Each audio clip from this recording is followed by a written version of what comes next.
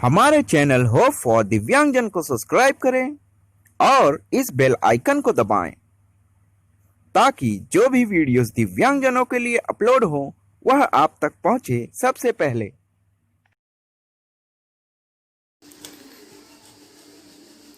Hello दोस्तों, मैं विनायक यादव आप सबका स्वागत करता हूं हमारे चैनल होप फॉर दिव्यांगजन में।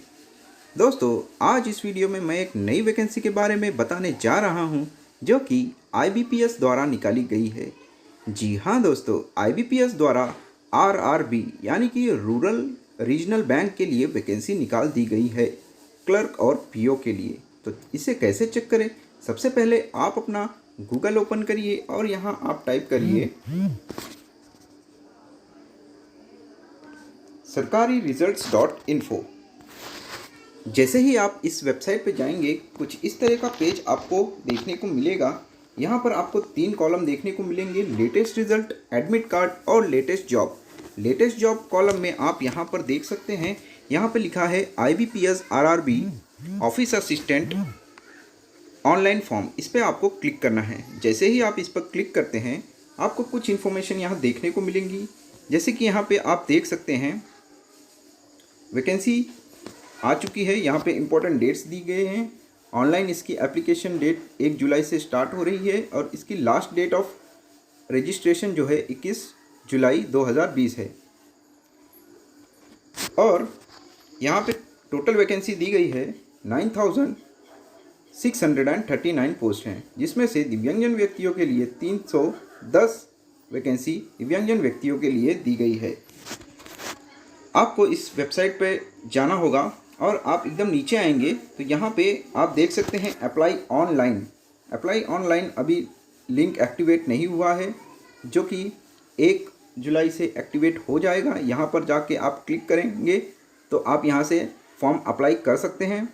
और यहाँ पे ऑफिशियल नोटिफिकेशन दी गई है, यहाँ पे ऑफिशियल नोटिफिकेशन डाउनलोड करके आप देख लीजिएगा। अभी तो मैं आपको ऑफिशियल नोटिफिकेशन भी पूरी डिटेल में बताऊंगा। जो भी दिव्यांगजन व्यक्ति हैं उनके लिए जो जो डिटेल्स हैं उसमें मैं बताने जा रहा हूं। तो दोस्तों चलिए अब ऑफिशियल नोटिफिकेशन डाउनलोड कर लेते हैं और ऑफिशियल नोटिफिकेशन में क्या क्या डिटेल्स दी गई हैं वह आपसे शेयर करता हूं। दोस्तों, हम ऑफिशियल नोटिफिकेशन पर आ चुके हैं। तो दोस्तों सबसे पहले हम इम्पोर्टेंट डेट्स के बारे में देख लेते हैं।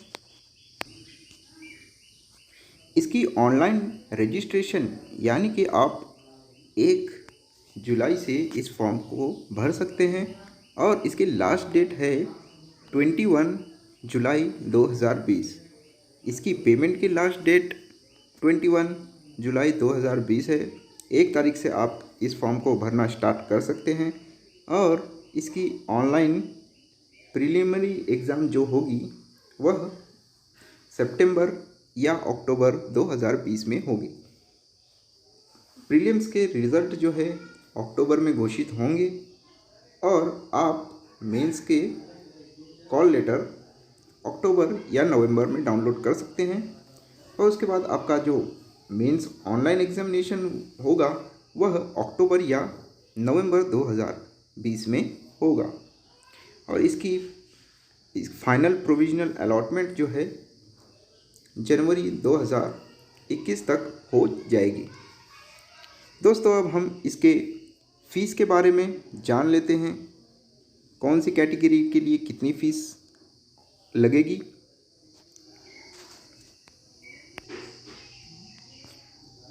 ऑफिसर लेवल यानी कि स्केल 1, स्केल 2 और स्केल 3 के लिए पीडब्ल्यूडी कैंडिडेट्स और एससी और एसटी कैंडिडेट्स के लिए 175 रुपीज़ है और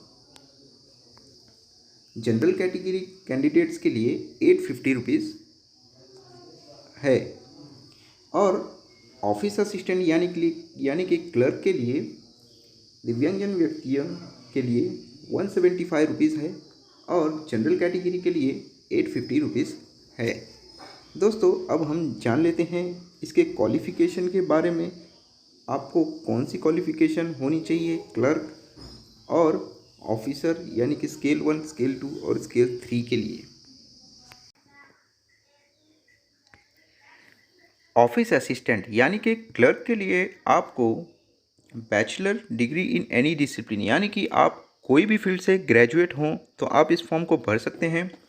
लैंग्वेज प्रोफिशिएंसी टेस्ट यानी कि यदि आप महाराष्ट्र से फॉर्म भर रहे हैं तो वहाँ की ऑफिशियल लैंग्वेज मराठी है, तो आपको मराठी लैंग्वेज आनी चाहिए, तभी आप उस स्टेट से फॉर्म भरिएगा। क्योंकि मेंस एग्जामिनेशन अगर आप पास कर लेते हैं तो उसके बाद आपको मराठी लैंग्वेज की टेस्ट देनी होगी। यदि आप उसे पास करते हैं तभी आपका फाइनल सिलेक्शन होगा। तो ध्यान रहे, आप जिस स्टेट से हैं उस स्टेट से भरें या फिर अदर स्टेट से भरें तो वहाँ की लैंग्वेज ऑफिशियल आनी चाहिए। उसके बाद आपको कंप्यूटर नॉलेज होना चाहिए, तो आप इस फॉर्म को भर सकते हैं। ऑफिशियल स्केल 1 यानी कि असिस्टेंट मैनेजर के लिए ग्रेजुएट इन एनी डिसिप्लिन यानी कि कोई भी स्ट्रीम से आप ग्रेजुएट हैं तो इस फॉर्म को भर सकते हैं। इसमें जो प्रेफरेंस लिया जाएगा, यदि आप agriculture, horticulture, forestry, animal husbandry इस सब फील्ड से होंगे तो आपको पहले प्रेफरेंस पहले दी जाएगी। उसके बाद यहाँ पर भी लैंग्वेज प्रोफिशिएंसी टेस्ट यानी कि लैंग्वेज, लोकल लैंग्वेज आपको वहाँ की आनी चाहिए। उसके बाद यहाँ पे कंप्यूटर लैंग्वेज आनी चाहिए। इसमें बता दूँ आपको, इसमें कोई भी एक्सपीरियंस नहीं चाहिए। देख सकते हैं आप, एक्सपीरियंस नहीं है तभी भी इस फॉर्म को भर सकते हैं।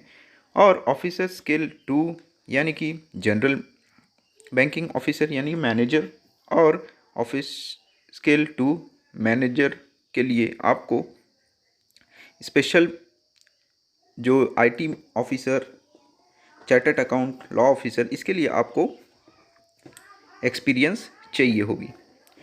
तो मेन जो पोस्ट हैं वह है क्लर्क और पीओ। यह आप भर सकते हैं यदि आप फ्रेशर्स हैं तब। दोस्तों अब हम इसके सिलेबस के बारे में देख लेते हैं, इसमें क्या क्या आएगा। दोस्तों क्लर्क एग्जामिनेशन के लिए आपकी सिर्फ 2 एग्ज़ाम होगी, प्रीलिम्स और मेंस। उसके बाद आपका सिलेक्शन हो जाएगा। और स्केल 1 ऑफिसर यानी कि पीओ के लिए आपका प्रीलिम्स होगा, मेंस होगा, उसके बाद आपका इंटरव्यू भी होगा। तो सबसे पहले हम प्रीलिम्स का सिलेबस देख लेते हैं। आप जैसे कि यहाँ देख सकते हैं, आपको सिर्फ प्रीलिम्स में 2 सब्जेक्ट आएंगे, रीजनिंग और मैथ्स यानी कि न्यूमेरिकल एबिलिटी, जो कि नंबर ऑफ क्वेश्चन होंगे 40-40 पर सेक्शन के, और 40-40 मार्क्स यानी कि 80 क्वेश्चन 80 मार्क्स के होंगे। उसके लिए आपको 45 मिनट्स मिलेगा। और दिव्यांगजन व्यक्तियों के लिए 20 मिनट एक्स्ट्रा दिया जाएगा। वही सेम स्केल 1 ऑफिसर यानी कि पीओ के लिए भी सेम सिलेबस होगा। और यहाँ पे हम मेंस की बात कर लेते हैं। मेंस में जो है आपको रीजनिंग होगा, कंप्यूटर नॉलेज, जनरल अवेयरनेस, और हिंदी और इंग्लिश में, यह 2 सब्जेक्ट में आपको चॉइस करना होगा। आप हिंदी दे सकते हैं या फिर इंग्लिश भी दे सकते हैं। और मैथ्स होगा। इसमें जो नंबर ऑफ क्वेश्चंस होंगे वो 200 होंगे और मैक्सिमम मार्क्स 200 होंगे। उसके बाद यहाँ पे स्केल 1 ऑफिसर्स के लिए भी सेम ही है, 200 मार्क्स के क्वेश्चंस और 200 मार्क्स के होंगे। इसके लिए आपको 2 आवर्स मिलेगा। और दिव्यांगजन व्यक्तियों को 20 मिनट पर आवर के हिसाब से एक्स्ट्रा टाइम दिया जाएगा। यहाँ पे देख सकते हैं दोस्तों, लैंग्वेजेस दी गई हैं, कौन कौन से स्टेट के लिए कौन कौन से लैंग्वेज में पेपर होगा। यहाँ पे आप देख लीजिएगा ऑफिशियल नोटिफिकेशन में। दोस्तों अब मैं आप सबको फिज़िकल हैंडीकैप कैंडिडेट्स कौन कौन से व्यक्ति इस फॉर्म को भर सकते हैं वह बताता हूँ, और साथ ही उसके स्क्राइब के बारे में बताता हूँ, जो भी डिटेल स्क्राइब के लिए दी गई है। यहाँ पे दिया गया है reservation for person with benchmark disability. इसके अंदर कौन कौन से व्यक्ति आते हैं। यहाँ से सबसे पहले कैटेगरी है ओसी कैटेगरी। ओसी कैटेगरी यानी कि ऑर्थोपेडिकली फिजिकली हैंडीकैप जो कैंडिडेट्स हैं वह ओसी कैटेगरी में आते हैं। इसमें कौन कौन सी कैटेगरी सब कैटेगरी है, वह है नर्वस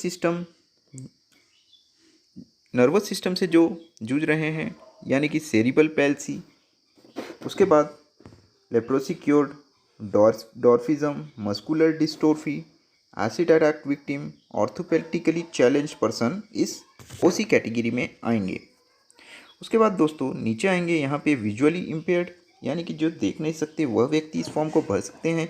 लो विजन कैंडिडेट भर सकते हैं। यहाँ पे हेयरिंग इम्पेयर्ड यानी कि जो सुन नहीं सकते और बोल नहीं सकते वह व्यक्ति इस फॉर्म को भर सकते हैं।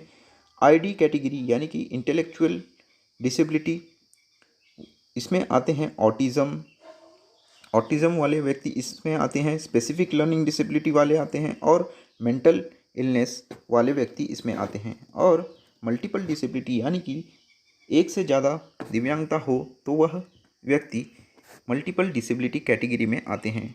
यह सब कैटेगरी वाले व्यक्ति इस फॉर्म को भर सकते हैं। दोस्तों अब मैं आपको स्क्राइब के बारे में बता देता हूँ। यहाँ पे डिटेल दिया गया है कौन से व्यक्ति स्क्राइब यूज़ कर सकते हैं। तो दोस्तों विजुअली इम्पेयर्ड यानी कि जो देख नहीं सकते और जिनका राइटिंग स्पीड एडवर्सली इफेक्टेड हो यानी कि हाथों में प्रॉब्लम हो, वह लिखने में उनकी स्पीड स्लो हो, तो वह व्यक्ति स्क्राइब के लिए अप्लाई कर सकते हैं। उसके लिए कुछ पॉइंट दिया गया है। स्क्राइब जो भी अटेंड आप ले जाएंगे वह आपको खुद अरेंज करना होगा। एग्जामिनेशन द्वारा आपको स्क्राइब नहीं दिया जाएगा, आपको स्क्राइब खुद अरेंज करना होगा। उसके बाद सेकेंड पॉइंट दिया गया है स्क्राइब में भी फ्रॉम एनी स्ट्रीम। स्क्राइब जो है कोई भी स्ट्रीम से हो, साइंस, कॉमर्स, आर्ट्स, किसी भी स्ट्रीम से हो चलेगा।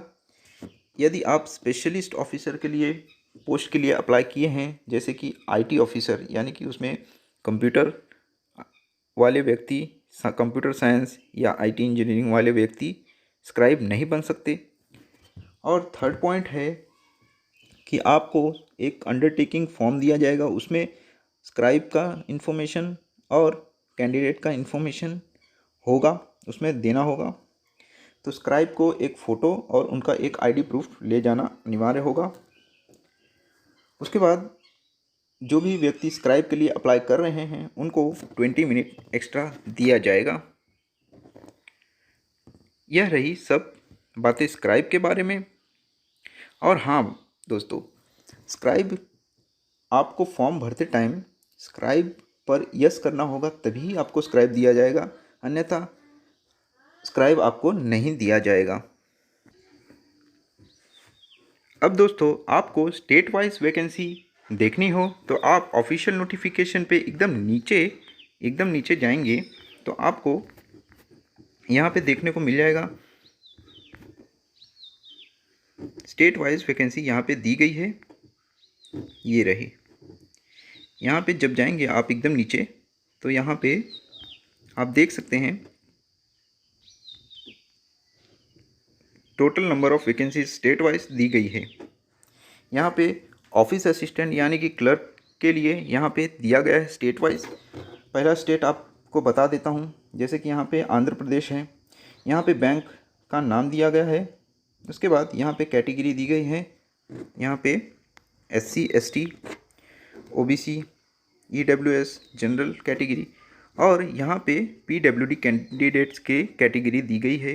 VI कैटेगरी यानी कि विजुअली इम्पेयर्ड जो देख नहीं सकते, और HI कैटेगरी जो सुन और बोल नहीं सकते, OC कैटेगरी यानी कि ऑर्थोपेडिकली हैंडीकैप, और ID इंटेलेक्चुअल डिसेबिलिटी और मल्टीपल डिसेबिलिटी वाले व्यक्ति इस कैटेगरी में आएंगे। आप अपने स्टेट वाइज वैकेंसी यहाँ पे देख लीजिएगा और इस फॉर्म को भर दीजिएगा। तो दोस्तों आशा करता हूँ आपको पूरी वैकेंसी, पूरी इन्फॉर्मेशन आपको समझ आई हो। यदि कोई आपको क्वेश्चन हो तो आप कमेंट बॉक्स में पूछ सकते हैं। तो आज के लिए यह वीडियो यहीं समाप्त करते हैं। धन्यवाद। आपका दिन शुभ हो।